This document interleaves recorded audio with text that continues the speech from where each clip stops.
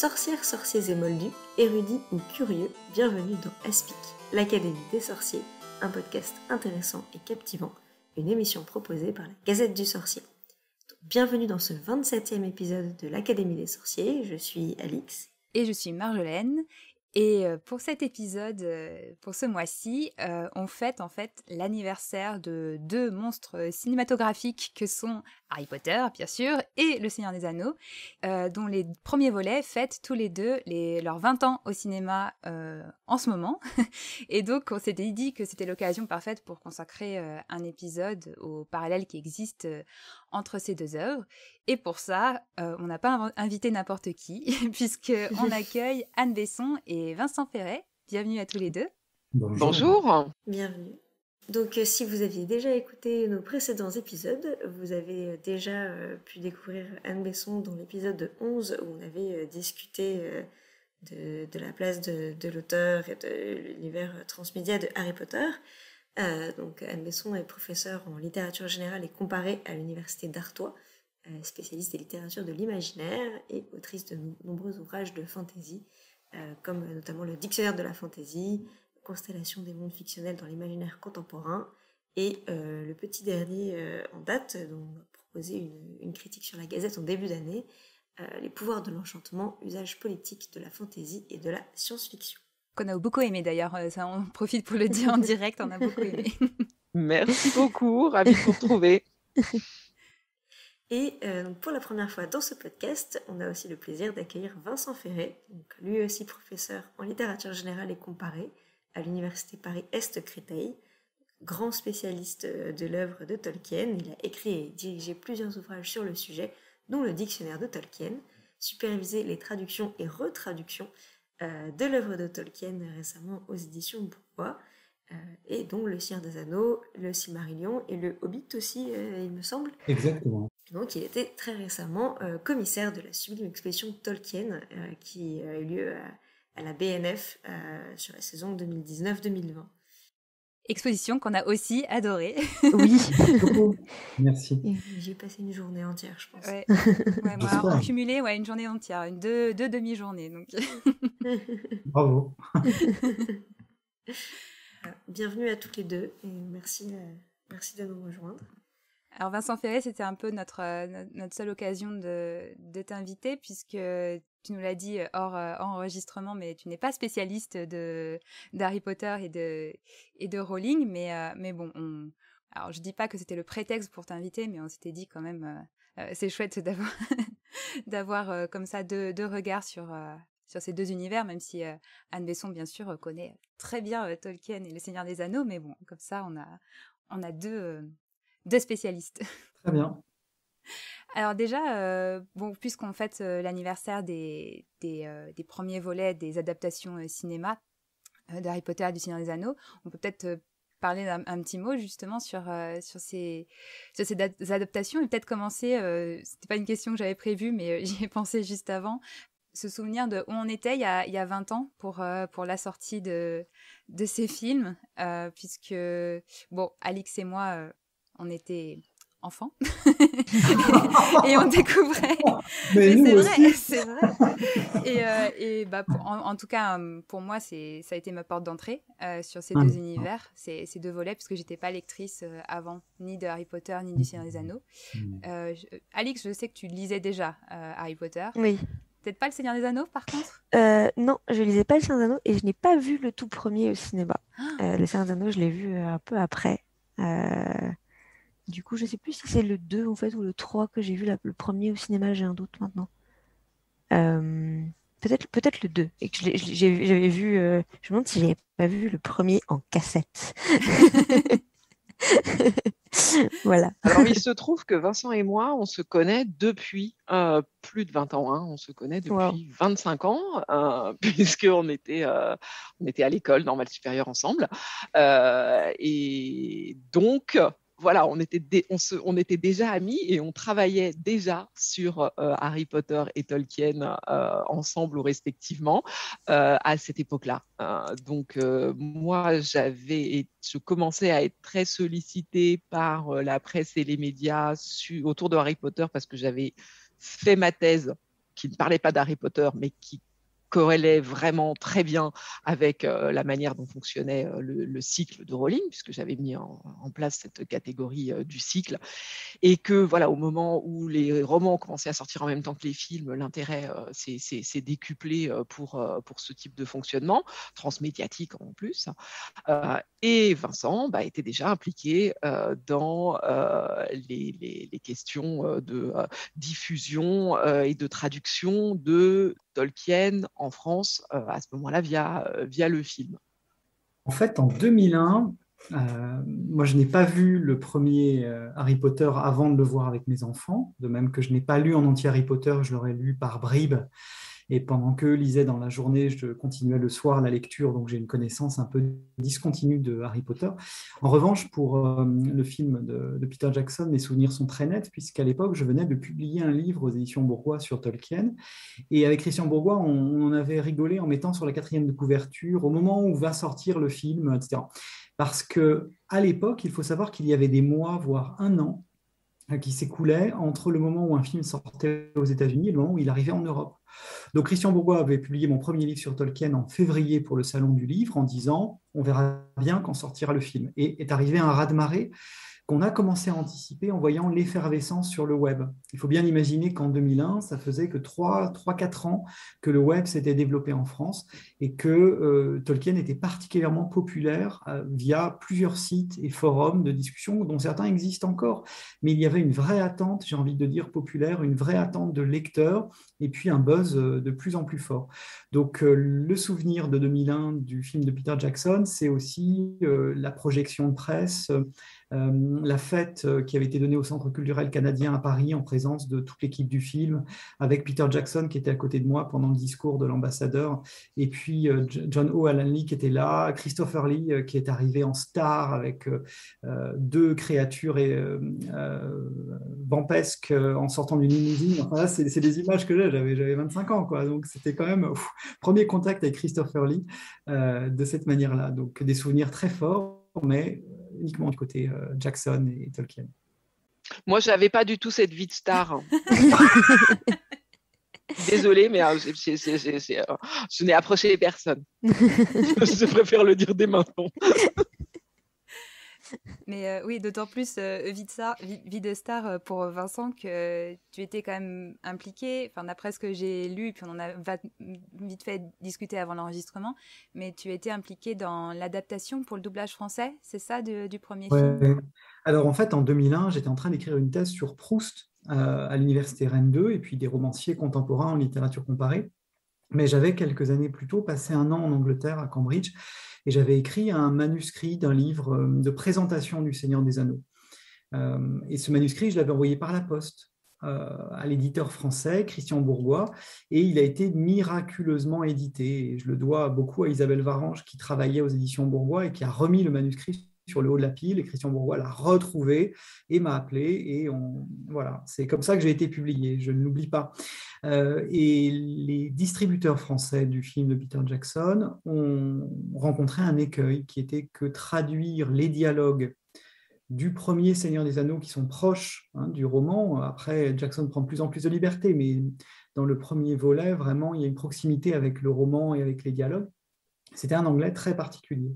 Et donc, j'ai été sollicité pour aider à traduire le doublage, mais le travail que j'ai fait aussi servi pour les sous-titres. Donc, j'ai travaillé avec des acteurs, j'ai découvert, donc ça c'était chez Dubbing Brothers, j'ai découvert le travail de synchronisation des lèvres à l'écran avec le texte qu'on leur faisait dire, la nécessité de trancher parfois en faveur de la vraisemblance de la prononciation quand on a le choix avec une série de formulations qui collent avec l'anglais.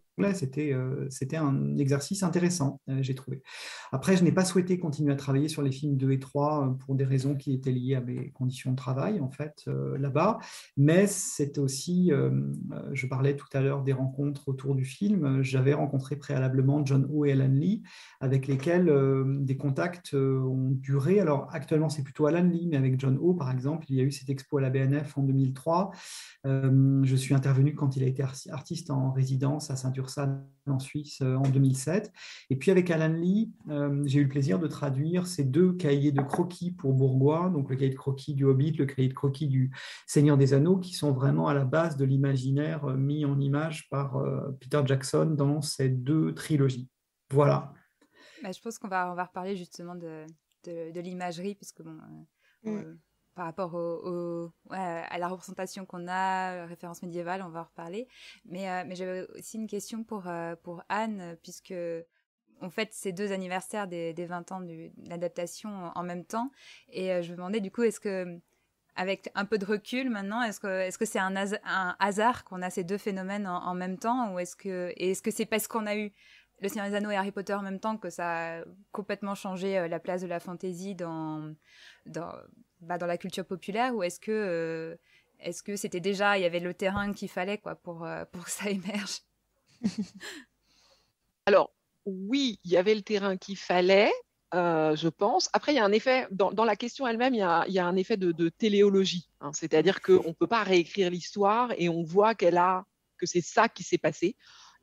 Et donc, voilà, on ne peut l'interpréter que comme ça. Effectivement, on a à ce moment-là cette convergence de fils qui produit une explosion. Je ne sais pas si ma métaphore de la bombe va fonctionner, mais il y a un certain nombre d'éléments qui convergent comme ça pour produire ce qu'on a pu observer au tournant du siècle, à savoir le fait que la fantaisie, qui était jusqu'alors un genre très vivant, très dynamique, avec les grands cycles romanesques des années 90, de La Roue du Temps à Robin Hobb, en passant par George Martin. Je veux dire, tout le monde a déjà, tous ces gens-là écrivent déjà avant le tournant des années 2000.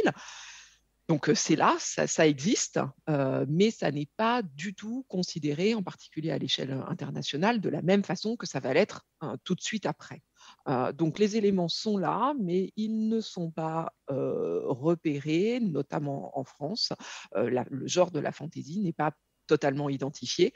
Le 3e phénomène qui se passe en 2001, Vincent me le rappelait tout à l'heure, c'est la création de Brajlon aussi. C'est-à-dire de maisons d'édition.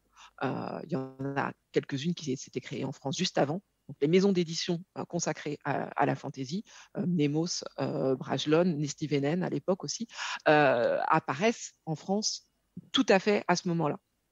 Donc il y a une coïncidence, c'est très clair. Maintenant, cette coïncidence, pour ce qui relève de Rowling, Peter Jackson, me semble relever du hasard. C'est-à-dire que je ne pense pas, je suis à peu près convaincue que Rowling n'a pas écrit Harry Potter parce que Peter Jackson était en train d'adapter Le Seigneur des Anneaux. Voilà, je pense que ces 2 moments n'ont strictement rien à voir.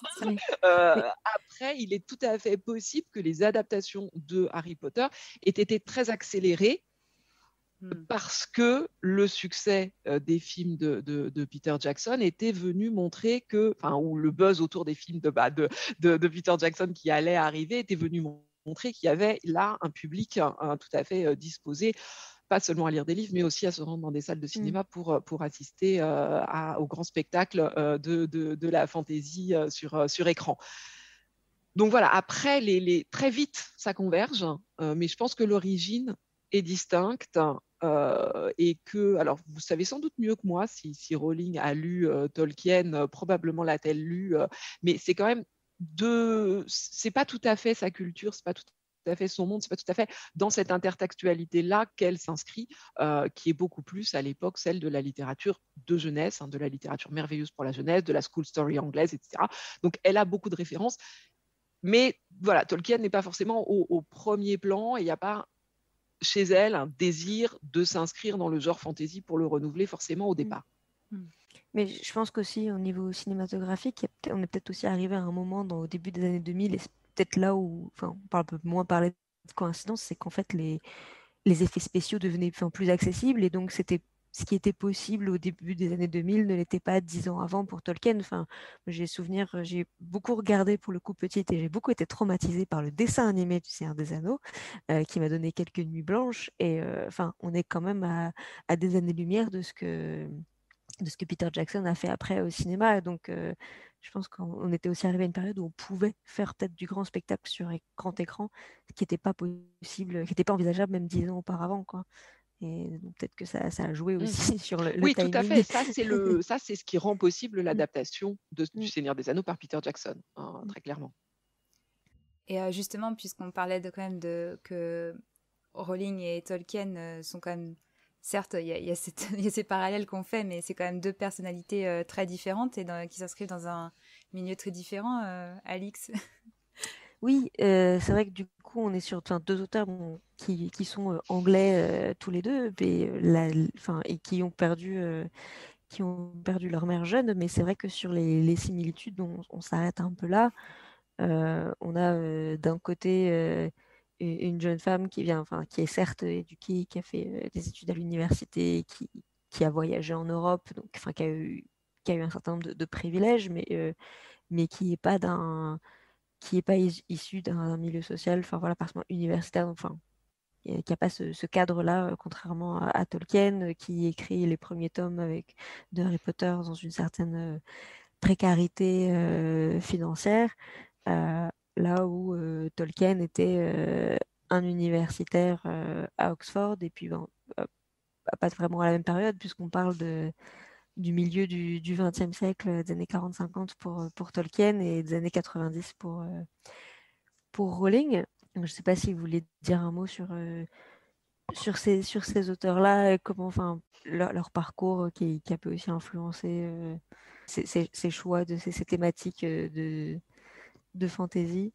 Mais Anne l'a bien dit, hein, les lectures, les influences sont complètement différentes. Il faut imaginer que Tolkien est né carrément à la fin du 19e, donc il a à peu près 25 ans à la fin de la Première Guerre mondiale. Il a été officier dans les transmissions, il a survécu miraculeusement à la bataille de la Somme, il est tombé gravement malade, il a été rapatrié, il a mis vraiment du temps à retrouver la santé après des mois de convalescence à cause de la fièvre des tranchées. Et puis il s'est lancé dans une carrière de professeur de littérature et de langue médiévale, principalement anglaise, vieil anglais et moyen anglais. C'était vraiment un médiéviste. C'est quelqu'un dont le métier consistait à commenter et éditer des textes médiévaux, à lire les manuscrits, à les rendre accessibles au grand public. Et cette année, on parle un petit peu de Sir Gawain et le Chevalier Vert. Il a, par exemple, proposé une édition de ce récit médiéval, de ce romance médiéval, pour la première fois accessible au grand public et au public d'étudiants à Oxford. Donc, comme l'a dit Anne, ses influences à lui, elles sont très différentes de celles dont Anne a parlé pour Rowling. Ces influences, il faut les chercher du côté du 19e, et en particulier de quelqu'un comme William Morris, dont on parle régulièrement, et qui est peut-être l'inventeur de la fantasy. Et cet homme qui a été aussi un passeur entre les traditions nordiques et la tradition anglaise, et ça aussi, c'est une marque de fabrique du Tolkien, alors pas forcément l'auteur de récits qui se passent en Terre du Milieu, mais du Tolkien fasciné par les sagas nordiques, qu'il a réécrites, qu'il a traduites ou adaptées en anglais, en particulier l'histoire de Sigurd et du dragon. Voilà pour Tolkien. Alors, je ne vais pas du tout faire la bio de Rowling, parce que je pense vraiment que vos auditeurs la connaissent très bien, et puis vous l'avez rappelé. Mais ce que ça veut dire, ces distinctions, c'est à quel point le contexte d'écriture, le contexte de production, le contexte dans lequel les auteurs et autrices ont vécu et écrit est décisif pour leur œuvre. Même si, en surface, la fantasy peut nous sembler très homogène, si on peut voir une vraie continuité au sein du genre, dans les thématiques, dans les structures narratives, etc., qui y sont développées, c'est un genre qui peut sembler le même de Tolkien à Rowling, en particulier si on passe par le biais des films qui sortent au même moment et qui donc produisent cet effet d'aplatissement chronologique. Voilà, il se trouve que il se produit, c'est simultané, sauf que derrière ces films, il y a des œuvres qui ont été donc produites à plus de 50 ans d'écart, même 60, voilà, on peut étendre ce délai-là. Et donc, ça veut dire qu'entre-temps, le monde autour des auteurs a changé et donc ce que pouvait vouloir dire la fantaisie pour eux a également profondément changé. Et des valeurs peuvent être tout à fait communes entre Tolkien et Rowling, mais d'autres ont pu, tout simplement avec les attentes sociales et les normes qui entourent chacun des auteurs, se métamorphoser au point que la comparaison doit impérativement en tenir compte. Absolument, pour donner un exemple concret, Tolkien écrivait aussi avant tout pour lui et pour ses amis proches. Quand on parle d'Oxford et du professeur à Oxford, il ne faut pas oublier qu'il était habitué à ces rencontres amicales avec son cercle bon, il y a eu plusieurs cercles amicaux, mais le plus célèbre, c'est celui des Inklings, qui réunissait des gens comme C.S. Lewis, qui a écrit Narnia en écoutant Tolkien, je vais le dire de manière non polémique comme ça, mais vraiment l'écriture de fantasy chez Lewis, elle est déclenchée aussi par les discussions avec Tolkien, des gens comme Charles Williams également, plus tard l'un des propres fils de Tolkien, Christopher Tolkien, qui sera l'éditeur de ses œuvres après sa disparition en 1973, rejoindra le groupe. Donc, il y a une forme de sociabilité dont parle Anne qui est complètement différente de celle de J.K. Rowling, évidemment, et la visée est différente. Il ne faut pas oublier que Tolkien a inventé le Hobbit pour ses enfants, puis il a mis le texte par écrit. Il a inventé Rover Random pour ses enfants, les lettres du Père Noël qui ont été publiées pour la première fois il y a 45 ans, en fait le 45e anniversaire hier, au moment de l'enregistrement de cette émission. C'est vraiment pour un cercle familial ou amical pour le Seigneur des Anneaux. Donc la production est différente, la visée est différente et le rapport au modèle est complètement différent. Et il me semble aussi, corrige-moi Vincent si je dis une bêtise, mais que Tolkien, il avait aussi cet objectif de créer des langues. C'était aussi cette envie de beaucoup créer des langues qui a motivé aussi l'écriture du Seigneur des Anneaux, etc., qui était très différent des objectifs de Rowling. Ouais, ça c'est lié à la question que vous avez préparée aussi quand on a discuté l'émission, c'est la création d'un monde. Des écrivains architectes, ils ne partent pas du tout du même point de départ. C'est vrai que Tolkien était avant tout fasciné par les langues et par les sortes de visions d'autres mondes que comportent les mots, les noms propres qui nous échappent, les langues qui ont disparu et dont il reste des traces. Être spécialiste de langue et littérature médiévale européenne, c'est être confronté au fait qu'il n'existe plus qu'un manuscrit de tels récits extraordinairement importants. Je pense à Beowulf. Il n'en existait plus qu'un manuscrit qui, par miracle, a échappé à un incendie. Autrement dit, on est conscient de la précarité des langues, des cultures, des civilisations, du fait que des mondes ont pu exister avant le nôtre et dont on n'a pratiquement aucun souvenir. Tout cet imaginaire culturel est créé par ce rapport aux langues. Et Tolkien avait à la fois un rapport rigoureux et artistique aux langues.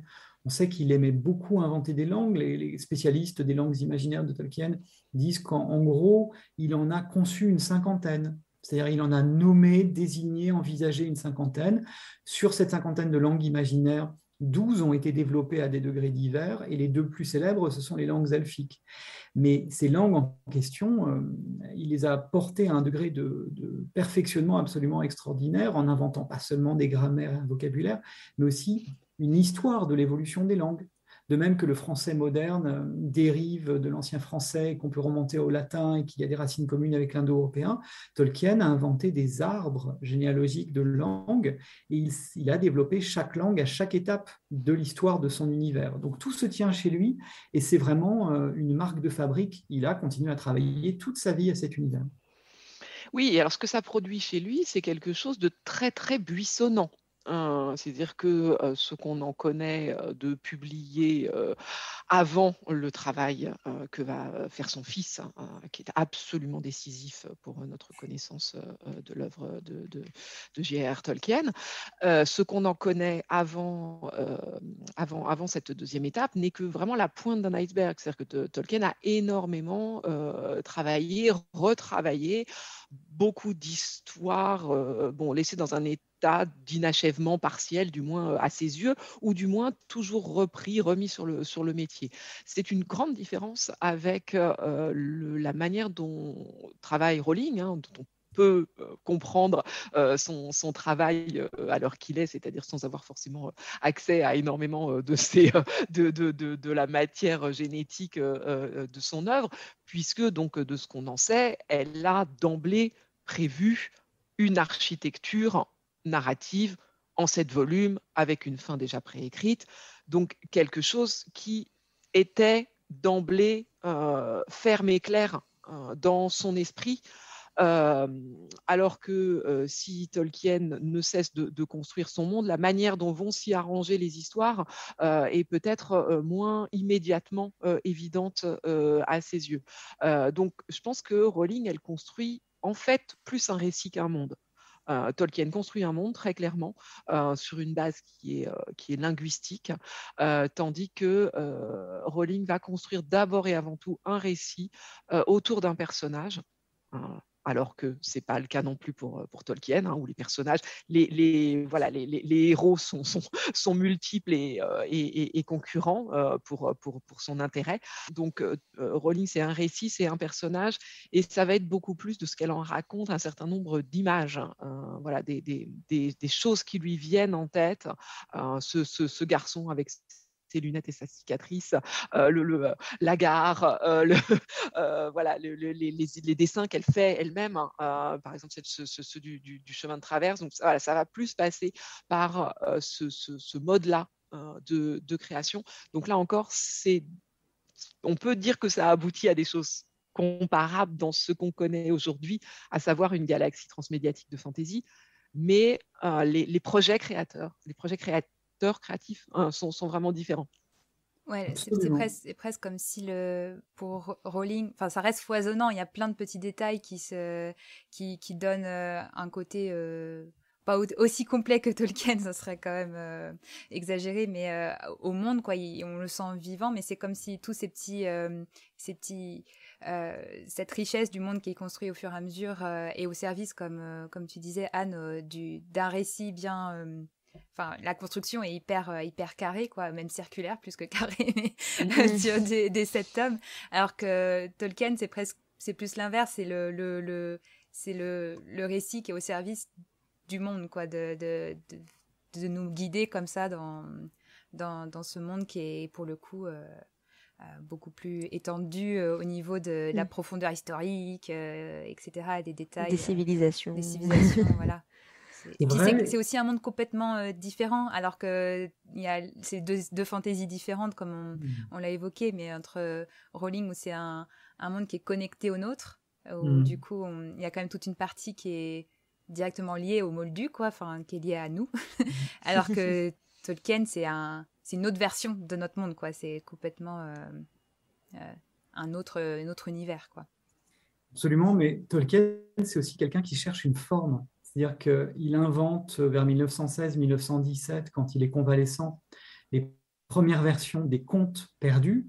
Et tout au long de sa vie, il n'a pas cessé de réécrire ces histoires en les étendant, en leur faisant perdre leur caractère un peu enfantin du début, ou simple, ou trop proche du conte.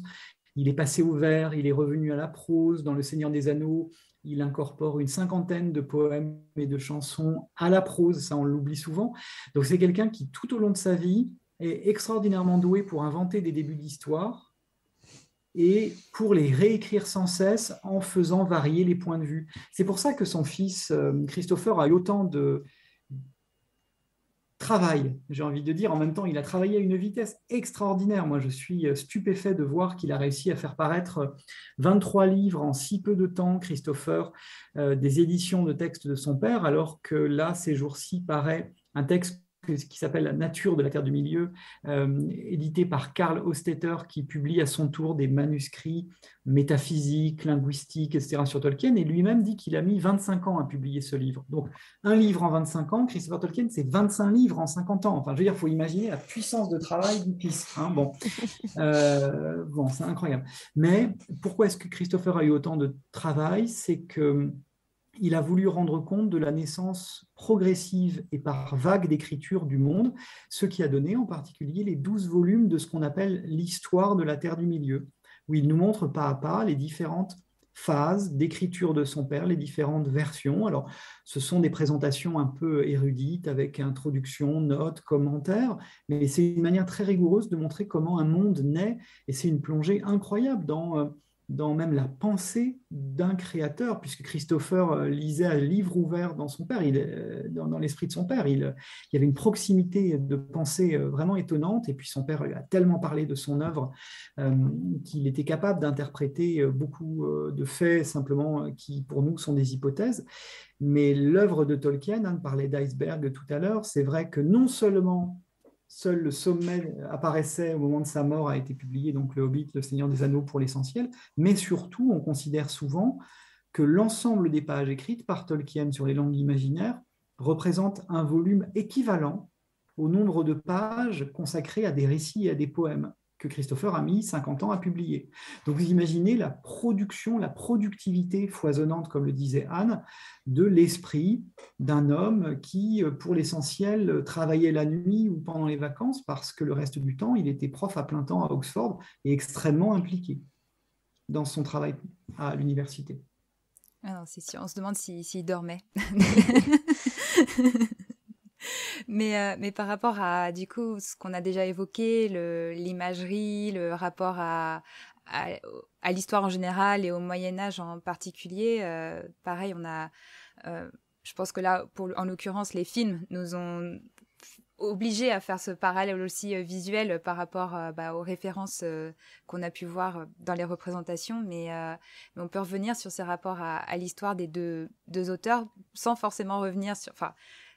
On a déjà évoqué que forcément, du côté de Tolkien, c'est une des références érudites d'un médiéviste. Enfin, c'est son travail, justement, à plein temps de travailler cette matière. Pour Rowling, c'est pas le cas. Mais je voulais, avant peut-être qu'on revienne sur le Moyen-Âge, parler des références dont on parle assez souvent aussi dans notre podcast à l'histoire du XXe siècle, puisque là, le fait que Tolkien... l'a vécu aux premières loges, notamment la Première Guerre mondiale, mais la Seconde Guerre mondiale, il était aussi en train d'écrire en plus, ou en tout cas en train de construire son univers. Et Rowling, elle fait énormément référence du coup à l'histoire aussi du XXe siècle, en particulier du fascisme, avec l'idéologie de Voldemort, etc. Comment on peut voir la manière... Pour Tolkien, on ne peut pas le lire, on est obligé vraiment d'aller chercher plus loin entre les lignes pour trouver ces références sur l'imagerie de la guerre. C'est pas écrit que c'est une référence à ce qu'il a vécu pendant la Première Guerre mondiale, alors que Rowling, c'est beaucoup plus explicite. Comment on peut comparer ces deux rapports à l'histoire du XXe siècle dans l'œuvre? Alors, il y a clairement là encore, des choix assez radicalement différents qui sont effectués par ces deux auteurs dans la manière dont ils vont proposer ces références au public et les assumer ou non. Notamment parce que ça n'est pas les mêmes publics. Rowling écrit pour les enfants, elle écrit pour la jeunesse et elle a toujours revendiqué, assumé. Son public transgénérationnel existe, mais ça n'est pas d'abord aux adultes ou même aux enfants en train de grandir qu'elle s'adresse. Elle s'adresse aux enfants. Et pour s'adresser aux enfants, effectivement, il faut un message qui soit relativement explicite, même si il n'est jamais marqué en gros que les partisans de Voldemort sont des nazis. Ça demande un tout petit peu de décryptage qui est à la portée d'un enfant à partir de 10-11 ans, en train de grandir, en train d'apprendre l'histoire en parallèle du fait qu'il est en train de découvrir les Harry Potter. Et c'est quelque chose qui me semble très bien fonctionner et qui est très apprécié justement par les jeunes lecteurs, d'être capable de faire ce décryptage et que ça les accompagne dans une prise de conscience politique éventuellement encore embryonnaire, mais qui consiste à rejeter un certain nombre de travers liés à l'intolérance étatique. Voilà. Bon, en revanche, Tolkien, lui, a très clairement pris position contre toute interprétation qu'il nomme allégorique. Alors, c'est une question qui est intéressante et un peu compliquée. Mais voilà, globalement, il écrit noir sur blanc, l'anneau n'est pas la bombe, les orques ne sont pas des communistes, pas plus que les communistes ne sont des orques. Enfin, voilà, il rejette très explicitement toute tentative pour rabattre la fiction sur une interprétation historique unique. C'est quelque chose qu'il a toujours voulu faire parce que la tendance des interprétations, la tendance du lectorat va vers ça. C'est-à-dire qu'on a envie toujours de lire l'œuvre à l'aune de l'histoire qu'on vient de traverser, de l'histoire qui est la nôtre. Et Tolkien a envie que son œuvre ait un sens plus haut, voilà, qu'elle échappe à une actualité qui l'enfermerait. Et il a vraiment voulu effacer tout ce qui pouvait relever des parallèles trop directs, que ce soit pour l'histoire contemporaine ou pour les références médiévales, de manière à ce que son monde comme ça flotte un peu au-dessus de tout contexte trop précis et puisse survivre, voilà, accéder à une pérennité qui lui est ainsi permise par voilà, le fait qu'il n'y a pas d'enfermement dans une interprétation. Ce qu'on peut ajouter, c'est que on a tendance peut-être à... Enfin, Tolkien a dû se défendre de ce genre d'interprétation parce que les critiques de l'époque ont eu du mal à le mettre dans une case préexistante. C'est-à-dire, quand le Hobbit a été publié, la presse a dit « Ah, c'est comme Lewis Carroll, Alice au Pays des Merveilles », ce qui l'a énervé. Quand le Seigneur des Anneaux a été publié en 54-55, des critiques, en particulier un fameux critique a dit que c'était de la junk littérature pour enfants. Je traduis en termes choisis, mais c'est beaucoup plus brutal et vulgaire que ça, ce qu'il a dit. Il y avait vraiment une difficulté pour l'identifier, donc ce rattachement au contexte immédiat d'après-guerre a été fait de manière assez paresseuse par les médias, au point que, et c'est là que je corrigerai peut-être ce qui a été dit un petit peu précédemment dans la question, Tolkien a fait le lien avec la Première Guerre mondiale. Il explique dans la préface à l'édition de 1966 qu'il ne faut pas, comme l'a dit Anne, rabattre sur la bombe atomique parce que la Première Guerre mondiale a été une expérience absolument traumatisante pour les gens de sa génération. Et vous avez raison de dire qu'il y a peut-être des traces dans la description du paysage des marais morts, par exemple, des rappels des tranchées, des cadavres dans la boue et un souvenir de ses compagnons tués au combat. Et pour autant, Tolkien a un profil psychologique très étonnant. Un intervenant dans un colloque sur Tolkien et la guerre que j'ai organisé à la BNF l'année dernière rappelait que Tolkien a typiquement un profil différent des gens qui sont rentrés traumatisés de la guerre. C'est-à-dire qu'il a survécu et dès 1917, il a eu un premier enfant, puis 4 enfants au total. Il a construit une famille, il a construit un réseau de sociabilité, alors qu'il était doublement orphelin et qu'il avait traversé l'expérience traumatisante de la guerre. Donc c'est quelqu'un qui a un rapport à la fois de mise à distance, d'apprivoisement, ouais, c'est ça, de la guerre, et une volonté, c'est le dernier point que je veux souligner, une volonté de désancrer temporellement le Seigneur des Anneaux, qui est un récit qui se passe dans une sorte de Moyen-Âge, mais que Tolkien place plutôt dans notre préhistoire européenne. Il en vient même dans une lettre à expliquer que tel épisode fondamental du Seigneur des Anneaux se passe à peu près 6000 ans avant notre ère. 6000 ans avant notre ère, c'est pas du tout le Moyen-Âge et en même temps, ça cadre pas avec les représentations qu'on peut avoir de l'Europe à cette époque-là. Donc, il y a une sorte de jeu. Pourquoi ? Pour renouer avec la forme d'atemporalité des grands récits qui sont ces livres de chevet, à commencer par Beowulf, l'histoire dont on reparlera peut-être tout à l'heure à propos du dragon, mais de cet homme qui affronte des géants puis un dragon pour sauver un royaume. Voilà. Et Tolkien a envie de renouer avec cet aspect légendaire et épique, désancré du contexte immédiat qui est celui de ses lecteurs. Et du coup, justement, par rapport à ces références, donc on voit là qu'avec Tolkien, c'est plus même dans la forme mythique, légendaire, alors que Rowling, pareil, c'est très référencé, mais de manière peut-être plus ludique dans le rapport à l'histoire, de recréer en fait un une histoire mêlée entre notre histoire moldue et l'histoire des sorciers, avec en citant en fait beaucoup des événements historiques et en leur proposant voilà le point de vue sorcier sur ces événements de l'histoire.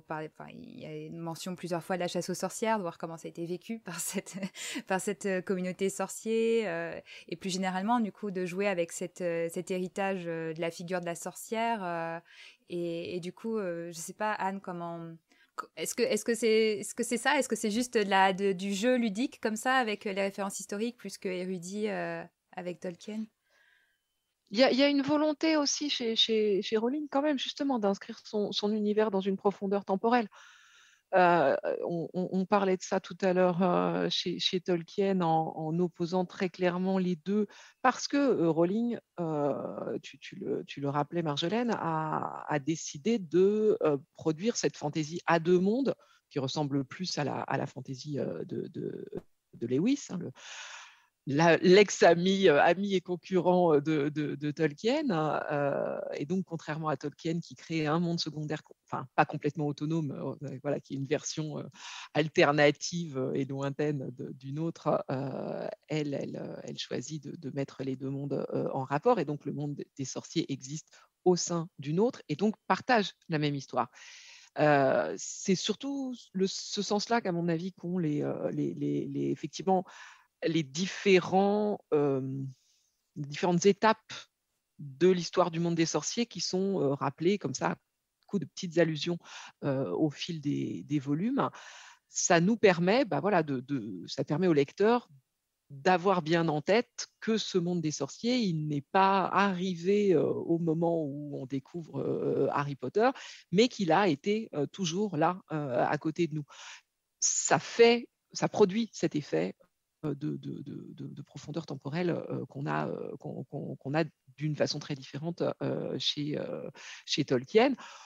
Outre le fait, mais je pense qu'on va y revenir, qu'il y a toute cette intertextualité mythique, tout ce bestiaire venu de toutes les cultures du monde qui convergent aussi dans le monde des sorciers et qui contribue à faire que ce monde relié au nôtre apparaît lesté d'histoire et de culture tout en étant complètement relié au nôtre.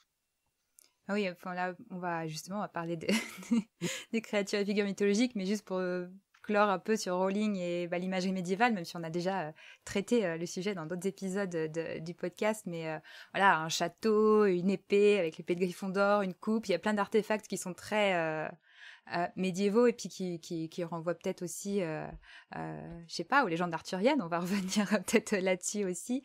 Ouais, justement, je sais qu'Alix, t'as trouvé plein d'autres choses, peut-être plus au niveau des créatures et des animaux. Oui, c'est vrai que j'ai l'impression que quand des lecteurs vont s'amuser un peu à comparer les deux œuvres, c'est souvent les premiers éléments qui vont être donnés aussi, c'est le fait que dans les deux sagas, on va avoir des elfes, des dragons. Pas tellement les mêmes. Mais c'est ça, c'est pas du tout les mêmes. Et surtout, je pense que un des parallèles les plus connus, les plus populaires, c'est le parallèle entre l'anneau unique et les Horcruxes. Et en même temps, chacun a effectivement, comme tu disais, Anne, les elfes, on peut pas ils peuvent pas être plus différents qu'entre les elfes de maison qui sont des esclaves dans Harry Potter, là où les elfes sont absolument pas un peuple d'esclaves dans l'univers de Tolkien. La position des dragons, où on a peut-être ce dragon, peut-être j'ai l'impression très classique du gardien de trésor qui parle, qui pose chez Tolkien, là où chez Rowling, il est ramené à une position plus animale. C'est une créature qui n'a pas forcément cette intelligence que va lui prêter Tolkien. Il ne parle pas. Y a pas alors même on retrouve cette image du gardien de trésor avec l'œuf d'or, notamment de la première épreuve du tournoi des trois sorciers, qui est aussi un peu, j'ai l'impression, une image très médiévale aussi de l'homme combattant le dragon. C'est un peu c'est quelque chose qui mais revient c'est le format assez spectacle. souvent. C'est comme s'ils se Oui, mettaient c'est ça. eux-mêmes en scène sur... C'est un peu les joutes de chevalier versus sorcière. Donc voilà, je sais pas un peu quels sont vos avis, vos ressentis sur ces parallèles qui ont été faits ou pas faits et qu'on peut retrouver dans les deux œuvres. Alors, c'est une question vaste, hein, là. Parce qu'on est parti de l'imagerie médiévale en passant par plein de parallèles. Donc, on va peut-être Ouais. les reprendre. Hein, voilà. N'hésitez pas à revenir sur des éléments plus précis ensuite, parce que je pense qu'on va sans doute pas pouvoir répondre à l'ensemble d'un coup. Ce qui me semblait ressortir de la question tout entière, c'est que l'un et l'autre auteur jouent à des époques différentes de l'histoire de la fantaisie sur des motifs qui leur préexistent, parce que ce sont des motifs médiévalistes, et ce qu'ils vont chacun retravailler. Alors, par médiévalisme, on entend tout ce qui est réception du Moyen-Âge, hein, dans ce que vous appeliez l'imagerie médiévale. On tend à proposer le terme de médiévalisme pour en parler, essentiellement pour tout ce qui concerne la grande vogue de retour au Moyen-Âge à partir du romantisme et de la fin du 19e siècle. Et il se trouve que la fantaisie va naître sur ce terreau-là. C'est-à-dire, Vincent a parlé tout à l'heure de William Morris, les pré-raphaélites, etc. La fin du 19e siècle anglais crée une image du Moyen-Âge dans laquelle nous vivons encore largement. Tout ce qui est retour de la légende arthurienne aussi, avec notamment les idylles du roi et William Morris. Enfin, voilà, tout ça commence à se mettre en place à ce moment-là et va créer comme une espèce de réservoir d'images, de motifs ou de micro-récits. Tu citais voilà, le dragon, le combat contre le dragon. Quelles images du dragon sont disponibles? Et à partir de là, les auteurs successifs qui vont s'inscrire dans cet imaginaire du Moyen-Âge revisité, dont la fantaisie va vite former une branche très importante, eh bien, les différents auteurs vont avoir à disposition, enfin, c'est une façon de le concevoir, mais on peut le voir comme ça, vont avoir à disposition ces images préexistantes à partir desquelles ils peuvent travailler.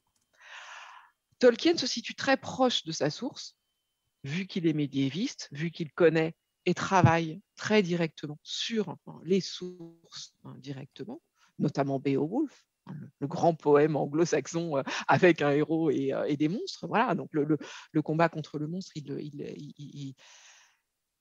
il sait ce que c'est au départ et il conçoit très bien ce qu'il peut en faire. Rowling se situe beaucoup plus loin dans ce jeu sur les traditions. Elle a donc à sa disposition un ensemble de variations beaucoup plus énormes. Et là encore, elle fait son choix.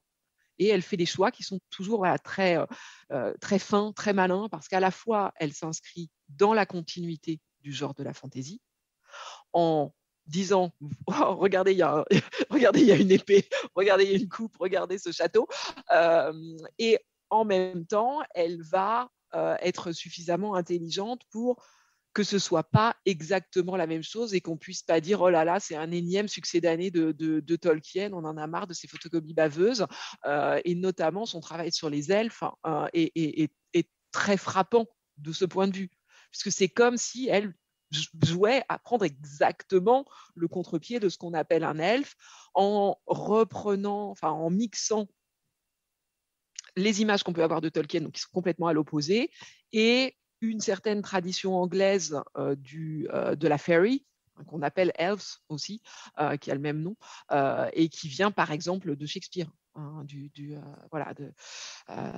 de Midsummer Night Dream, où on a des toutes petites créatures elfiques à côté d'un roi et d'une reine, Oberon et Titania, qui eux sont de taille humaine et ressemblent plus aux elfes de Tolkien. D'accord ? Donc voilà, Rowling, elle hérite de cette intersexualité hyper riche et elle y pioche vraiment de manière très libre, puisque ce qui caractérise l'œuvre de Rowling par opposition à celle de Tolkien, c'est son syncrétisme. C'est-à-dire qu'elle pioche partout. Rowling. Elle pioche à la fois dans les motifs médiévalistes dont je parlais, mais tout aussi bien dans de très nombreuses cultures, dans des folklores, dans la tradition gréco-latine, dans des images religieuses éventuellement, bibliques. Enfin, voilà, tout est présent chez Rowling en même temps, grâce à ce principe du monde des sorciers qui est à côté du nôtre, et qui donc peut reprendre à tout ce qui est le nôtre. Versus le monde de Tolkien, qui lui est un monde autonome et un monde très spécifique, avec une cohérence qui fait que il doit choisir ses références pour que toutes soient parfaitement en accord les unes avec les autres. Donc, syncrétisme de Rowling, qui s'inscrit de ce point de vue dans une tradition de fantasy jeunesse très bien illustrée, notamment par C.S. Lewis, mais pas seulement. Michael Ende, l'histoire sans fin, c'est aussi extrêmement syncrétique. Donc, il y a vraiment une grande tendance en fantasy pour la jeunesse à aller dans ce sens-là, alors que ce n'est pas du tout le principe sur lequel travaille Tolkien, qui lui, au contraire, vise à la plus grande cohérence, de manière à produire un monde qui se tienne par lui-même, sans avoir besoin de toucher à l'extérieur. Ouais. Ce qu'on peut ajouter à la réponse très complète d'Anne, c'est que dans le cas de Tolkien, il y a aussi une volonté de jouer le rôle de passeur d'un héritage médiéval dont il a bien conscience dans les années 1920, 1940, 1950, qu'il est en train de disparaître et de ne plus être accessible directement au lecteur. Ça, c'est quelque chose qui est marquant dans ses lettres, son souci de permettre à ses contemporains de rester au contact de l'héritage médiéval. Alors, je vais prendre une illustration très simple. Dans les années 20, Tolkien a manifestement été très marqué par la manière dont le nazisme commençait à récupérer d'une manière frauduleuse et complètement pipée et en les déformant complètement des éléments qui relevaient d'un héritage nordique via le Nibelungen en Allemagne et qui, d'après lui, appartenaient à tous les lecteurs et en particulier à tous les lecteurs européens.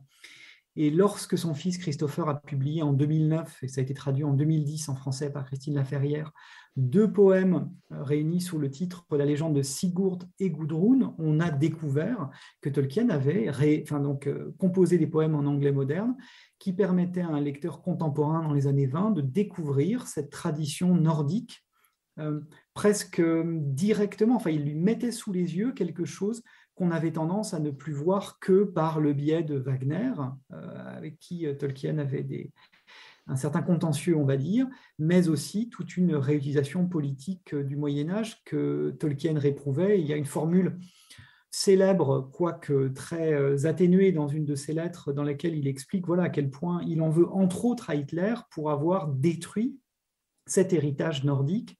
Donc là, il fait plutôt référence au Hitler des années 20, le moment où le nazisme est en pleine ascension, à la fin des années 20.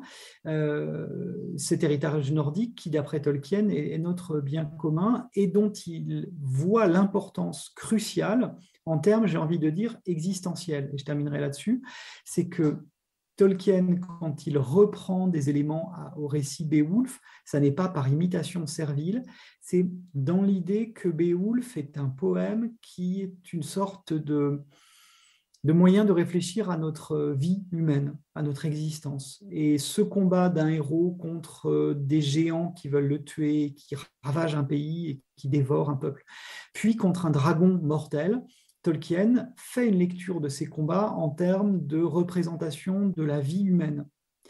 Et ça explique toutes les lectures qui ont pu être faites du Seigneur des Anneaux au moment de la sortie par des lecteurs avisés comme W.H. Auden, par exemple, qui ont dit le Seigneur des Anneaux, l'histoire de cette quête inversée de l'anneau, c'est vraiment une histoire de la vie, c'est une odyssée de la vie. Et donc chez lui, pour rejoindre ce que dit Anne, il y a une forme de fidélité à Voilà, une tradition européenne qu'il veut mettre à l'honneur, remettre à l'honneur, et une volonté de mettre l'accent sur les interprétations modernes qu'on peut faire de ces textes qui sont éloignés de nous, ne serait-ce que par la difficulté de compréhension de la langue. Tous les Anglais des années 1950 ne lisent pas le vieil anglais, c'est le moins qu'on puisse dire. Donc Tolkien joue ce rôle de passeur. Rowling aussi. Ça, pour le coup, c'est un vrai point commun parce que cette volonté de transmission est présente chez Rowling, alors de manière extrêmement ludique, mais ça fonctionne super bien. C'est sur les lecteurs et les lecteurs jeunes et moins jeunes. C'est-à-dire que c'est vraiment une tendance qu'on a pu repérer pratiquement tout de suite, que moi j'ai pu repérer chez des étudiants, des étudiantes de master dès les années 2000, une envie à partir de Harry Potter de trouver les sources. Voilà, cette fameuse pulsion de savoir déclenchée par des allusions extrêmement nombreuses, extrêmement foisonnantes et séduisantes qu'on pouvait trouver d'une manière très différente de chez Tolkien, mais dans les pages de Harry Potter. Et voilà. Alors, quelles sont les origines de cet hippogriffe, ces elfes, ces dragons, à quelle tradition on peut les rattacher les uns les autres, etc. Et on sait la fortune des ouvrages qui ont pu être ensuite produits autour de cette demande-là, de cette attente-là, des bestiaires imaginaires ou des volontés de rattacher Harry Potter aux différentes traditions auxquelles il renvoie. Ce que je voulais dire, c'est que Tolkien est plutôt du côté d'une tradition, tandis que Rowling, tu as parlé de syncrétisme, et j'entends tout à fait, et que d'autre part, la différence sur laquelle je voulais mettre l'accent, c'est que chez Tolkien, l'écriture de la fiction, elle se nourrit aussi de son travail universitaire. C'est-à-dire qu'il est prof à Oxford, il est chercheur, et il est écrivain, et les trois activités communiquent. Voilà, je vais le résumer de cette manière-là. Et c'est vrai que ce qui me fait penser, c'est que tout à l'heure, on parlait du fait que Tolkien avait inventé énormément de langues, mais c'est vrai qu'aussi, du coup, sur la question de retracer les origines, Rowling n'a pas véritablement inventé une langue, mais par contre, elle a utilisé beaucoup de latin dans les sortilèges, et ça, c'est vrai que c'est quelque chose qui a... Enfin, je sais que c'était quelque chose, lectrice préadolescente, je me dis, mais ça veut dire quoi, ce sort? Il y avait un peu cette curiosité de s'intéresser au latin, ou à cette langue qui existait, que Rowling n'a évidemment pas inventé, mais du coup, c'était aussi une porte d'entrée vers d'autres éléments culturels que permettait Harry Potter pour un jeune public. Et donc, c'est vrai qu'il y avait ce petit jeu-là de tiens, ça, c'est quelle origine? Est-ce que c'est du latin? Est-ce que c'est du grec? Est-ce que c'est. Enfin, voilà, pour un public jeune qui découvre un peu les langues anciennes, c'est vrai que c'était assez. C'est un jeu assez amusant aussi, je trouve, d'avoir oui, ça. et vous avez reçu Blandine Le Calais, Oui. qui se trouve être une collègue de Vincent Ferré à l'UPEC, à Paris-Est-Créteil, pour un ouvrage bienvenu sur les sources antiques de Harry Potter. Absolument, on partage le même bureau. Le monde est petit. Les hasards. Et du coup, pour revenir sur les motifs qui viennent, du coup, probablement, bon, c'est sûr pour Tolkien et du coup pour Rowling aussi, on imagine des références nordiques. Il y a ce fameux anneau qui devient, enfin, les Horcruxes. Enfin, quand on a lu Harry Potter et qu'on relit Le Seigneur des Anneaux, évidemment, l'anneau, c'est un Horcrux. Et du coup, il y a pour revenir sur les parallèles des quêtes, et du coup de la quête inversée où il faut détruire quelque chose, quelque chose de maléfique pour éliminer le grand mal. Du coup, il y a un gros parallèle entre Frodo et Harry sur la quête pour détruire l'anneau et puis la quête pour détruire les Horcruxes. Du coup, reparler de ces parallèles. Au-delà de ça, Frodo et Harry, j'ai l'impression qu'ils sont quand même assez différents, puisqu'il y a quand même... Harry, il reprend pour le coup la figure de l'élu. Enfin, il y a une prophétie. Alors même si du coup, justement, Rowling remet en cause l'idée de la prophétie. C'est pas juste parce qu'il y a une prophétie que Harry est l'élu, c'est parce que Voldemort a choisi de croire en la prophétie que ça fait de Harry la seule personne qui peut le détruire. Alors que Frodo, pas du tout. C'est l'inverse. Enfin, c'est pas l'inverse, mais c'est le Hobbit et qui, du coup, le héros inattendu, quoi, celui qui aurait pas dû être là. Et du coup, je sais pas, par rapport à ces différences, ces parallèles et ces différences entre Frodo et Harry, je sais pas si on peut aller plus loin que juste ça. C'est des petits héros. C'est vrai. Il y a ça aussi. Il y a des petits héros.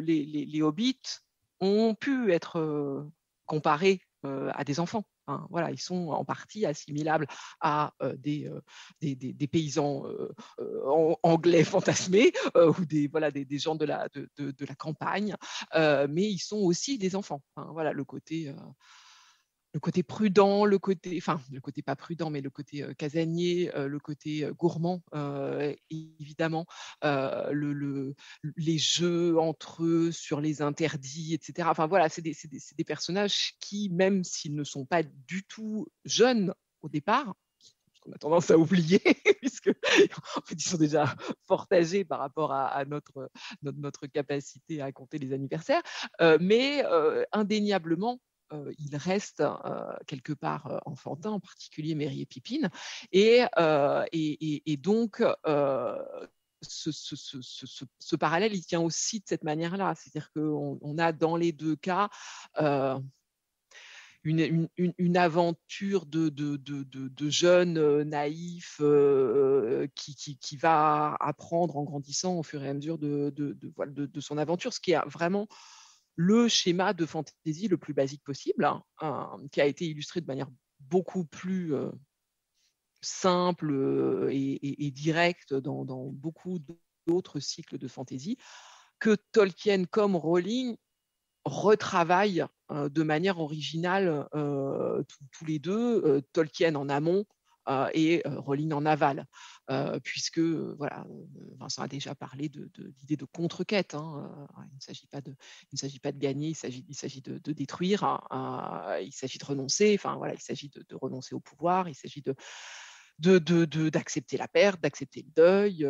C'est le cas aussi chez Rowling. Hein, y a dans leurs deux cas, je pense qu'on peut pousser un petit peu plus la comparaison dans ce sens-là, avec des quêtes initiatiques qui sont essentiellement un apprentissage de la perte.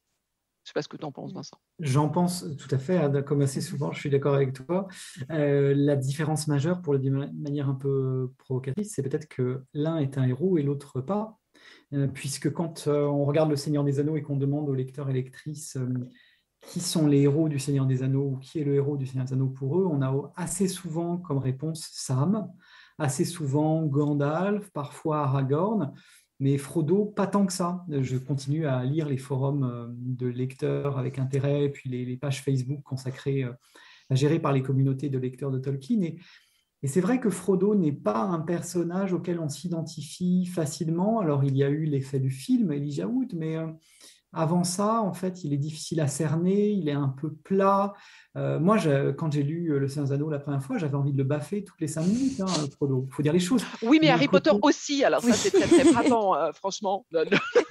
C'est vrai il n'y a pas plus agaçant qu'Harry à partir du tome 4. Hein. Et dans la communauté Harry Potter, c'est pareil. C'est très, très rare qu'un fan d'Harry Potter dise que c'est Harry, son personnage préféré, alors qu'au final, c'est tout autour de lui. C'est quand même le personnage qui attire les projecteurs, vous êtes d'accord? Oui. Tandis que dans Le Seigneur des Anneaux, dès la fin du premier tome, puisque bien que Le Seigneur des Anneaux ne soit pas une trilogie, il a été publié en 3 parties pour des raisons éditoriales et de coûts de production, l'histoire suit alternativement et presque à parts égales les différents groupes de personnages.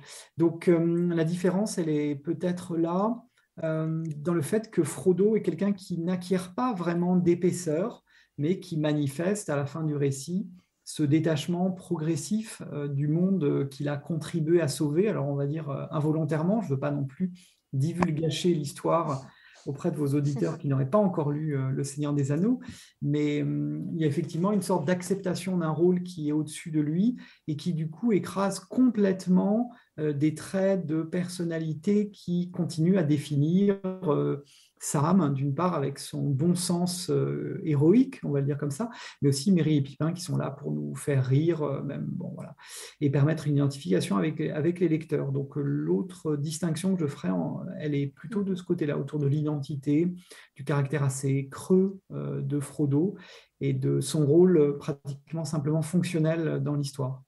Oui, Mais c'est vrai que, Vas-y. pardon, même au niveau des, enfin, tout bêtement au niveau des titres en fait des deux sagas où on a vraiment Harry Potter qui est, enfin, le personnage titre, son nom revient systématiquement, enfin les projecteurs sont sur lui avant même qu'on ouvre le livre, alors que le Seigneur des Anneaux, enfin du coup le premier volet, même si c'est pas une trilogie, on est du coup dans la communauté ou la fraternité de l'anneau sur la nouvelle traduction, donc on a quand même l'attention qui est portée sur un groupe aussi au début des Anneaux. Donc je pense que c'est vrai qu'il y a aussi cette différence, où il y a vraiment d'un côté Harry et puis tous les autres en dessous, alors que j'ai l'impression que quand on commence les Anneaux, on nous dit tout de suite que c'est pas un individu et puis les petites mains derrière, c'est tout le monde est plus souvent mis sur un pied d'égalité, en tout cas au départ, quoi.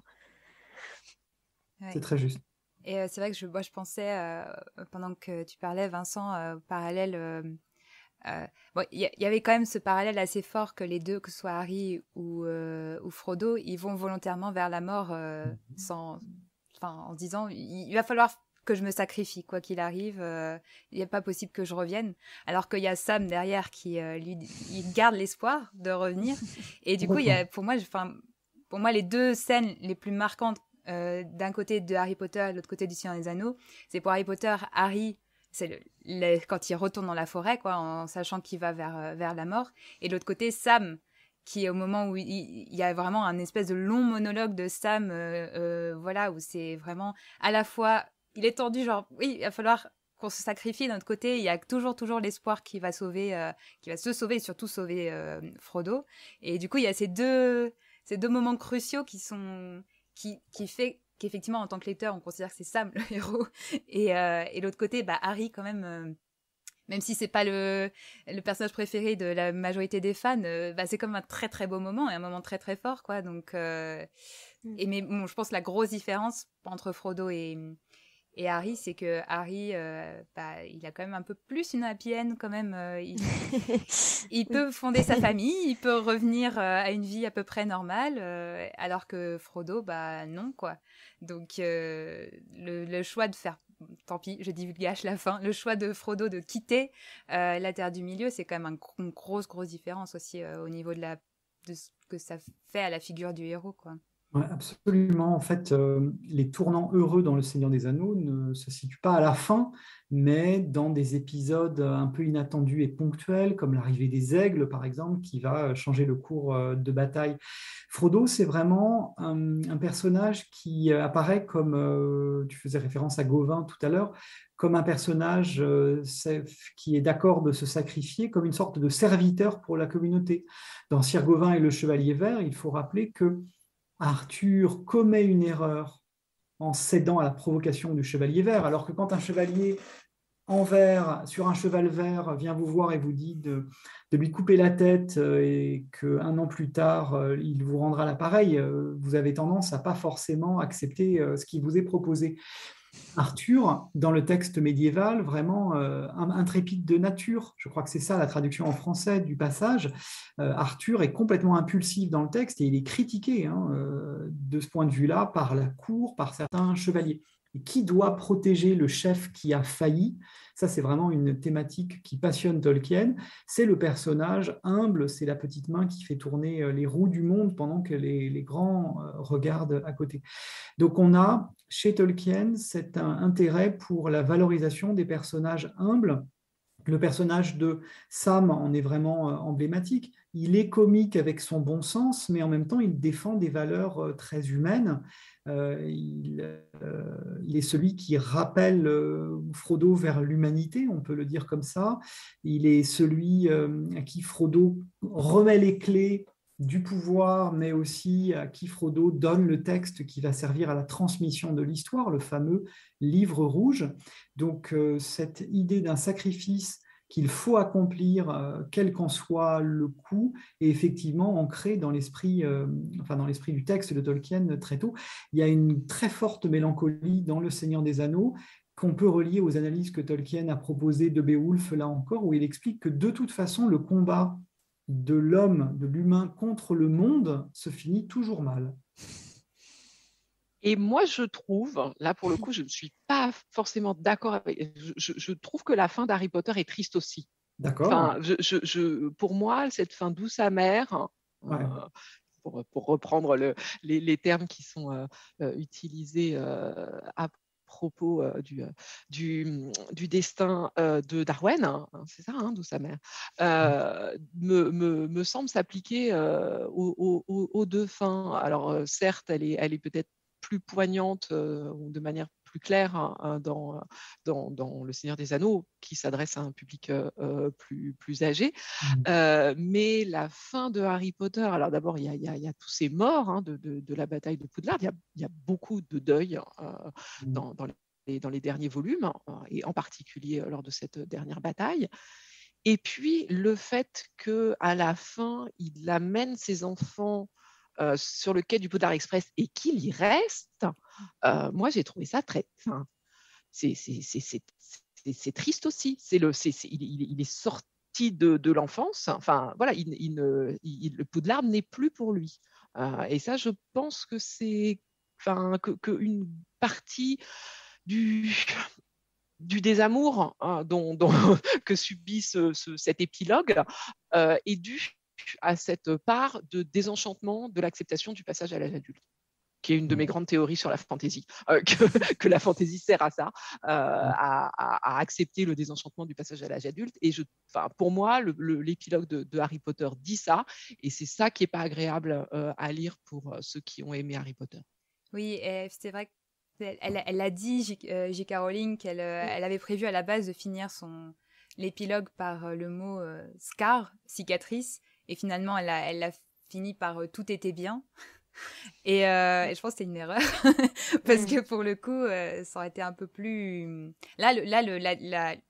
le parallèle aurait été peut-être encore plus puissant avec Le Seigneur des Anneaux, puisqu'il y a cette idée de cicatrice qui continue qui ne guérira jamais. Voilà, qui guérit jamais. Et là, il dit à Harry que la cicatrice ne lui fait plus mal depuis 19 ans, mais alors que Frodo, il souffre toujours de cette cicatrice. Donc, bon, après... On a Kurt Child qui change un peu la donne au niveau de la cicatrice, mais bon, c'est une autre histoire.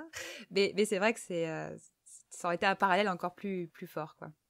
Si je peux ajouter, vos auditeurs et auditrices ne savent pas forcément qu'il y a un épilogue au Seigneur des Anneaux que Tolkien n'a finalement pas intégré, mais que la vraie fin, ou en tout cas la fin originelle du Seigneur des Anneaux, voyait un zoom sur la maison de Sam occupée par Sam et sa famille, et Sam répondant à des questions de ses enfants, donc vraiment le père de famille répondant à des questions de ses enfants sur l'histoire qui venait de se dérouler. Donc une tonalité peut-être plus chaleureuse, plus cosy, et qui se termine donc en anglais par voilà, il écoute, il sort après la discussion avec ses enfants et il entend au loin le bruit de la mer sur les rivages de la Terre du Milieu. Et Tolkien a décidé d'enlever cet épilogue plus doux pour plutôt laisser le récit se terminer de manière mélancolique. Et d'ailleurs, on se demande où le récit s'arrête, puisque lorsque l'histoire du Seigneur des Anneaux se termine, eh bien, on a le droit aux appendices qui apportent de nouveaux éléments importants et tout aussi mélancoliques, comme l'a rappelé Anne, comme des précisions sur l'histoire d'amour entre Arwen et Aragorn, qui relance la machine et laisse les choses complètement en suspens et en privilégiant une tonalité vraiment mélancolique. Alors, je sais que Anne, tu dois partir bientôt, mais il y avait au moins un autre parallèle dans les personnages que je voulais absolument qu'on aborde, parce que pour le coup, même les fans n'arrêtent pas de faire ce parallèle. C'est entre Gandalf et Dumbledore, qui apparaissent un peu comme des déclinaisons de la figure de Merlin. Donc, je voulais peut-être qu'on revienne là-dessus, et peut-être sur une dimension des deux personnages où ils sont tous les deux tentés par le mal et par Gandalf doit affronter aussi la tentation de l'anneau, de prendre le pouvoir et du coup de le refuser. Et on apprend que Dumbledore aussi, et que lui, tout son personnage est construit aussi sur le regret d'avoir failli et presque commencé à succomber au pouvoir avec Grindelwald. Donc, mais ça reste quand même des personnages qui, derrière ça, sont les mentors quoi, du héros. Et voilà, on a même un Dumbledore qui devient Dumbledore le blanc, en tout cas dans les films. Donc, mais c'est vrai que c'est assez évident comme parallèle. Mais est-ce que Dumbledore a été construit sur le modèle de Gandalf ou plutôt aller chercher du côté de Merlin, ou est-ce que c'est la même chose? Je ne sais pas. Ce qu'on peut rappeler déjà, c'est que Gandalf est le double de Sauron. C'est-à-dire qu'il a été envoyé par ceux qu'on peut appeler les dieux, que l'on découvre surtout dans le Silmarillion. Il a été envoyé par les dieux pour rallier tous les peuples libres autour de la défense de la Terre du Milieu, sans agir directement, sans affronter directement Sauron, mais en servant un petit peu de catalyseur pour provoquer un sursaut. Donc, Gandalf, il faut le penser par rapport au Seigneur des Anneaux, qui, et c'est une question que vous aviez évoquée lors de la préparation de l'émission, il est intéressant de voir que le Seigneur des Anneaux chez Tolkien est un personnage qui reste invisible et qui, dans l'esprit des lecteurs, est tellement invisible qu'il se réduit souvent à un œil. Bon, ce qui est faux, hein, c'est une erreur de Jackson de ce point de vue-là. Il a un corps, sauf que son corps n'apparaît pas au premier plan dans le Seigneur des Anneaux, alors qu'il apparaît dans certaines histoires du Silmarillion. Et je rappelle que dans le Silmarillion, non seulement on assiste à la création du monde, l'apparition des elfes, des hommes, les combats entre les elfes, les hommes, les dieux d'une part, et d'autre part Melkor Morgoth, le maître de Sauron, puis Sauron lui-même, eh bien il y a un chapitre qui est consacré aux anneaux du pouvoir, autrement dit, entre autres à l'anneau unique du Seigneur des Anneaux. Donc si on veut vraiment voir Sauron incarné, on peut se reporter au Silmarillion. Tolkien a fait le choix dans son récit de ne pas le mettre au premier plan, comme s'il s'agissait de montrer que les choses ne s'opposent pas de manière binaire, que le personnage le plus maléfique, celui qui symbolise le mal, d'une part n'était pas mauvais au début, c'est ce que rapporte un personnage sage dans un des épisodes de dialogue du Seigneur des Anneaux, mais qu'en plus, le mal ne s'arrête pas à lui, pour le dire autrement. On dit parfois, alors ça c'est un truc qui m'énerve, mais dans les médias, on entend parler du manichéisme de Tolkien. Alors c'est pas parce que Jackson a réduit les choses de ce côté-là, qu'il y a des oppositions chromatiques vraiment entre l'obscurité et la lumière chez lui qui sont extrêmement marquées, que c'est vrai chez Tolkien. Tolkien, c'est la formule que j'emploie parfois, c'est plutôt 50 nuances de gris. C'est-à-dire, c'est Gollum qui était avant un être qui était proche du peuple des Hobbits et qui est devenu une créature monstrueuse par appât du gain, ce qui le rapproche des dragons qui eux-mêmes gardent des trésors. Sauron a succombé à une tentation qui est celle du pouvoir et de la domination qu'il a envie d'étendre. Donc Gandalf, certes, peut être rapproché des traditions de magiciens, et au premier plan Merlin certainement, le conseiller du Seigneur qui deviendra roi, donc ça on pense à Aragorn à la fin du Seigneur des Anneaux, mais c'est aussi quelqu'un qui est à envisager dans un rapport un peu complexe et pas d'opposition tranchée avec Sauron. Du coup, de ce côté-là, Dumbledore, il est relativement proche quoi, de cette figure, même si du coup, par rapport au mal, peut-être que Voldemort est moins... c'est difficile dans Harry Potter d'interpréter vraiment si J.K. Rowling a voulu en faire un méchant qui est né méchant ou pas, parce qu'on découvre son corps. Au début, il n'est pas incarné, et puis après, on découvre du coup son enfance, etc., et d'où il vient, etc., et on a presque... Enfin, même s'il y a le côté ambivalent de Dumbledore qui dit non, c'est les choix qui font ce qu'on est, et avec Voldemort, on sait plus trop quoi, s'il a vraiment eu le choix, ou si le fait qu'il est né à cause d'un viol, puisque c'est un filtre d'amour qu'a utilisé sa mère. Est-ce que c'était pas du coup préécrit? C'était pas tant le fait qu'il soit né d'un viol, c'était aussi le fait qu'il avait été élevé sans amour. Oui. À l'orphelinat. Coupé, voilà. Mais c'est vrai qu'il y a toute cette question-là il est dès enfant, il est maléfique, quoi. Si c'est pas le cas de Sauron, donc je sais pas si Anne t'as un mot à dire sur ces parallèles entre les Alors deux. le parallèle entre Dumbledore et Gandalf, effectivement, c'est un de ceux qui fait le plus sens, surtout à l'image, hein, puisque c'est au point que régulièrement, les gens pensent que c'est les mêmes acteurs qui ont joué les deux rôles. Alors, parce que leur image est tellement proche et tellement superposable dans nos mémoires, et effectivement complètement à relier à une figure de l'enchanteur qui prédate, hein, si vous voulez aller voir le site de la BNF sur la fantasy, il y a un certain nombre d'albums qui sont très bien faits, et notamment un sur l'école des sorciers, où on voit un certain nombre d'images d'enchanteurs avec déjà le manteau à étoiles et le chapeau pointu dans des gravures du 18e. Mais évidemment, l'étape marquante, c'est le Merlin tel que réinventé par Disney. Parce que c'est pas Merlin en fait, hein. C'est Merlin l'enchanteur, c'est Disney, donc Disney adaptant T.H. White, qui est lui-même un des grands passeurs de la légende arthurienne. Donc voilà comment se fait un peu cette filiation des personnages qui intéresse au point que il y a des fan théories très drôles sur en fait c'est le même personnage. Donc toutes les histoires de voyage dans le temps possible, vu que, rappelons-le, Merlin voyage en arrière dans le temps. Le Merlin de White, il arrive du futur. En fait, il recule. Donc voilà, il y a une fenêtre d'opportunité pour qu'il ait été Dumbledore et qu'il soit Gandalf. Et voilà, il y a des vidéos très amusantes qui réussissent à soutenir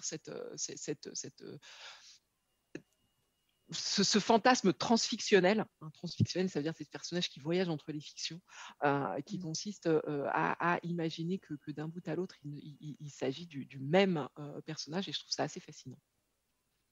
Au niveau de la circulation des univers imaginaires, comment on essaie de concrétiser ça, de concrétiser cette filiation des images intertextuelles, c'est-à-dire qui passent d'un texte à l'autre, mais par le biais des créateurs, en essayant d'imaginer ce que ça peut donner à hauteur de fiction. C'est-à-dire si c'était vrai, si c'était vraiment le même. D'autant que si on va au bout, il y a même Merlin est cité dans Harry Potter, c'est un personnage historique du monde d'Harry Potter. Alors, sur les cartes. Oui, et puis alors, ils le font même aller à Poudlard. On se demande comment c'est possible par rapport à la chronologie. C'est difficile de situer Merlin chronologiquement, mais bon, s'il a été à Poudlard, c'est qu'il est plus jeune que les fondateurs de Poudlard, donc c'est un peu compliqué, mais bon, pourquoi pas. Et puis il y a l'ordre de Merlin. Il y a l'ordre de Merlin. Par la barbe de Merlin, est sorti plusieurs fois, donc c'est assez drôle de voir. Si c'est Dumbledore, ça serait encore plus drôle. Oui, tout à fait. Non, mais il faut la regarder de près. C'est assez drôle, la vidéo en question. Je pense que je la cite dans mon texte sur les fan théories. Bon, on va aller voir ça. Ouais. Faut la retrouver. Je pense que c'est assez facile. Bon, je pense qu'on aurait encore de quoi discuter, mais on a fait déjà un bon tour de plein de thématiques, de parallèles, de différences qu'on pouvait explorer sur J.K. Rowling et Tolkien. C'est vrai que c'est pas facile parce que on essaye de parler de deux choses en même temps et en même temps de les rejoindre, donc on espère qu'on n'a pas trop perdu les auditeurs. Mais en tout cas, moi je suis très très contente de tous les sujets qu'on a pu aborder, donc merci énormément à Anne et Vincent. C'était un vrai honneur de vous avoir tous les deux en même temps pour discuter, donc merci beaucoup à vous deux. Merci à vous. Merci à vous, et puis voilà, bonne écoute à tous vos auditeurs et auditrices. Merci beaucoup. Et à donc, une voilà. prochaine fois. Merci encore chaleureusement à Anne Besson et Vincent Ferré de nous avoir permis de fêter dignement les 20 ans de la sortie du premier film Harry Potter et du premier film Le Seigneur des Anneaux au cinéma. On est vraiment ravis et on espère que cet épisode vous a plu autant qu'il nous a plu à enregistrer. Vous pouvez nous donner votre avis par mail à rédaction@gazette-du-sorcier.com, sur Facebook, sur la page de l'Académie des Sorciers, sur Twitter @aspic_GDS et sur l'Instagram de la Gazette du Sorcier. L'épisode sont disponibles sur PodCloud et sur toutes les applications et les plateformes de podcast, mais aussi sur la chaîne YouTube sur laquelle sont uploadés les épisodes, sur la chaîne YouTube de la Gazette du Sorcier. Nous remercions Caligula qui a composé le générique d'après les thèmes de John Williams. Et on vous dit au mois prochain pour le prochain épisode de l'Académie des Sorciers. Et en attendant, chers auditeurs, n'oublie pas, passe tes bus d'abord.